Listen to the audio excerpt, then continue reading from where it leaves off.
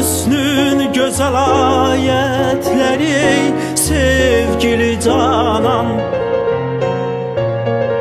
Olmuş bütün alemde senin şenine şayan. Gel eyle nevaziş, gel eyle nevaziş, mənə ver bu sələbindən. Çünkü güzelin bu sesidir aşıqə ehsan. Çünkü güzelin bu sesidir aşıqə ehsan.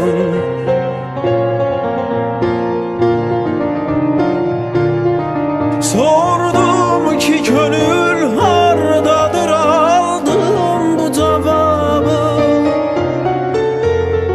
Hiç sorma, tapılmaz onu axtarsa da insan.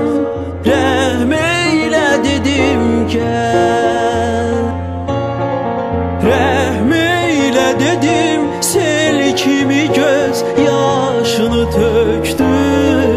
Gel kanım ile oynamaya,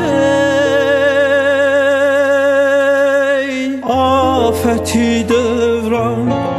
İnsafın eğer var, insafın eğer var ise söyle bu nizami. Senle necə rəftar eyləsin ey mehtaban. Senle necə rəftar eyləsin ey mehtaban. Gel